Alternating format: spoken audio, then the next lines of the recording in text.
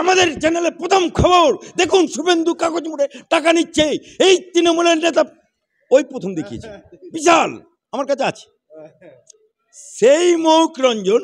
এখন তখন দেখালো তৃণমূলের খবরের কাগজ মুড়ে, এখন আবার খবরে দেখাচ্ছে যে ও সনাতনীদের খবর। দেখো শুভেন্দু অধিকারী বলছেন যে 26-এ পশ্চিমবাংলায় হিন্দুদের সরকার হবে এবং সব হিন্দুর ভাই। কি বলবেন এই প্রসঙ্গে? আপনি কি এই শুভেন্দু অধিকারীর এই বক্তব্য সহমত পোষণ করেন? দেখুন, সাংগঠনিকভাবে ভারতীয় জনতা পার্টি শুভেন্দু অধিকারী সাংগঠনিকভাবে ভারতীয় জনতা পার্টির ও কেউ না, ও বিজেপির সিম্বলে দাঁড়িয়ে জিতে বিরোধী দলনেতা। ও নিজেও বলেছে আমি বিজেপির সাংগঠনিক ব্যাপারে মাথা গলায়, ও বিরোধী দলনেতা। তাহলে আমার বক্তব্য, পশ্চিমবাংলার মুখ্যমন্ত্রী সে কি শুধু মুসলমানের মুখ্যমন্ত্রী? সবার। যখন অপোজিশন লিডার হয় তা সে কি শুধু হিন্দুদের অপোজিশন লিডার? সবার। তাহলে সবার যখন অপোজিশন লিডার, তাহলে বাংলার বুকে যদি সরকার পরিবর্তন হয় তাহলে যেই আসুক সে মানুষের পরিবর্তনে হবে, মানুষের সরকার হবে, মানুষের সরকার হবে। কোনো পার্টির সিম্বল হয়তো দাঁড়ায়, কোনো ধর্মের হবে না। কারণ এই কারণে বলছি, 1973 সালে 13টা জজ, সুপ্রিম কোর্টের চিফ জাস্টিস সহ 13 জজের বেঞ্চ একটা রায় দিয়েছে। আর্টিকেল নাম্বার 25 এবং আর্টিকেল নাম্বার 14, যে রায়টা চিফ জাস্টিস দিয়ে গেছে, শুধু চিফ জাস্টিস না, 13 জজের বেঞ্চ, সেই রায়টা, যে রায়ের উপর ভিত্তি করে ভারতবর্ষে যারা বসবাসকারী প্রতিটা মানুষ তার নিজের নিজের ধর্ম পালন করতে পারবে। এ দেশকে কোনো ধার্মিক আধারে করা যাবে না এবং ফান্ডামেন্টাল রাইট পুরোপুরি ভারতবর্ষের প্রতিটা নাগরিকের সমান। শুভেন্দুরও যতটা, আপনারও ততটা, আমারও ততটা। তা সেই জায়গায় আমার মনে হয় এই যে 1973 সালের 13 জজের বেঞ্চ যে রায়টা দিয়েছে, সেই রায়টা আমার মনে হয় শুভেন্দু বাবুর একবার পড়ে দেখা দরকার। আর এই রায়টা যদি উনি না পড়তে পারেন, উনার অনেক এই হাইকোর্টে উনার ছাতা ধরা উকিল আছে, তারা অন্তত তাদেরকে দিয়ে রায়টা একবার পড়ে নেবে। আর পড়ার পরে যদি ও এই কথা বলতে পারে, তাহলে জানবো যে ও সত্যি করে ও হিন্দুর সরকার করতে পারে। আচ্ছা, শুভেন্দু অধিকারী এহেন মন্তব্যের জন্যে বিজেপির ক্ষতি হচ্ছে না? আমরা ঘনিষ্ঠ মহলে মানুষ গুণাকাজ করছে যে শুভেন্দুর এই অতিরিক্ত হিন্দুত্ব ভক্তিতে এতে মানুষের কিন্তু মনে বিরূপ একটা প্রতিক্রিয়ার সৃষ্টি হচ্ছে। দেখুন, শুভেন্দু অধিকারী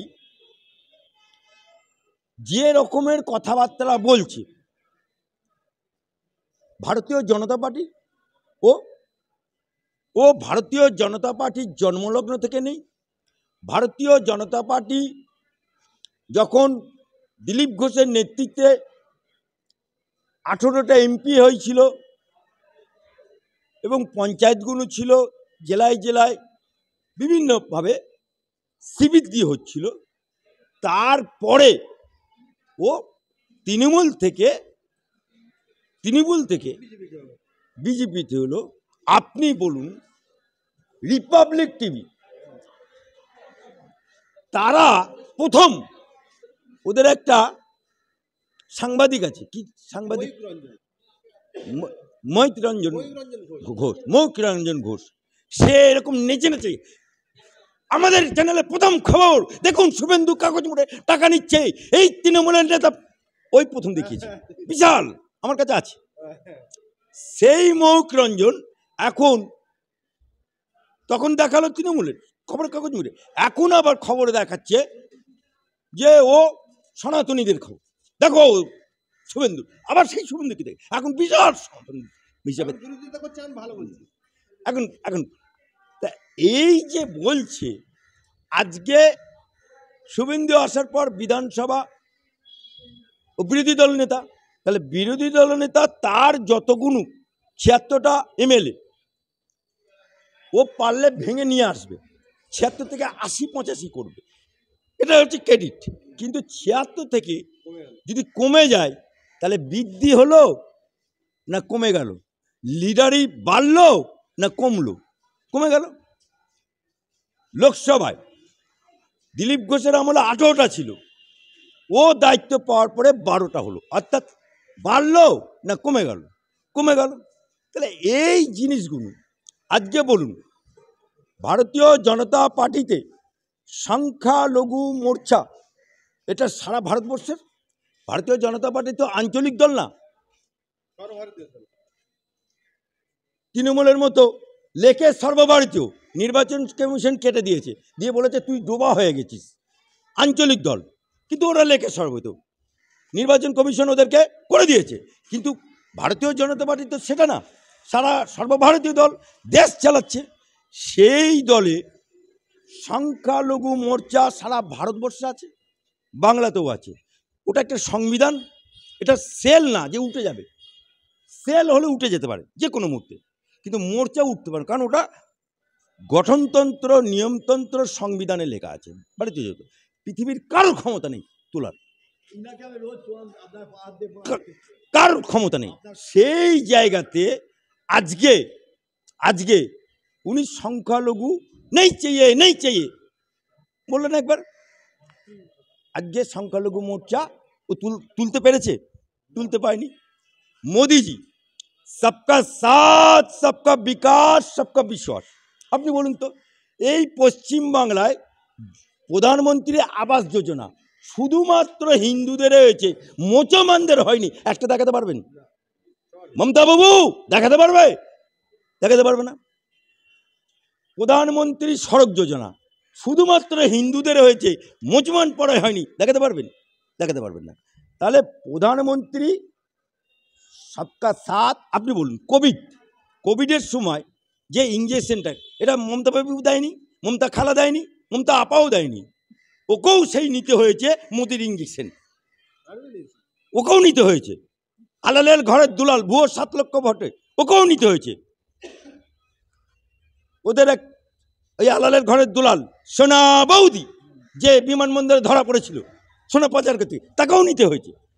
তাহলে সেই কোভিড ইঞ্জেকশন বেছে বেছে শুধুমাত্র হিন্দুদের দেওয়া হয়েছে, মুসলমানদের দেওয়া হয়নি, একটা দেখাতে পারবেন? দেখাতে পারবেন না। তাহলে এই মমতা বাবু, এই মমতা খালা ভোটের সময় গিয়ে বলে কেন, পাড়ায় পাড়ায় গিয়ে বলে কেন, মুসলমানরা তোমরা যদি মমতা বাবুকে ভোট না দাও, বিজেপি ক্ষমতায় এলে তোমাদেরকে তেড়ে দেবে, বাংলাদেশে পেটে দেবে, পাকিস্তানে পেটে দেবে। হ্যাঁ, এ কথাগুলো বলো কেন? আজকে সেই যে মোদি এই দুদিন আগে আমাদের খাজা মঈনুদ্দিন চিশতি, সেই খাজা মঈনুদ্দিন চিশতির দরগা, ওটা মুসলমানদের,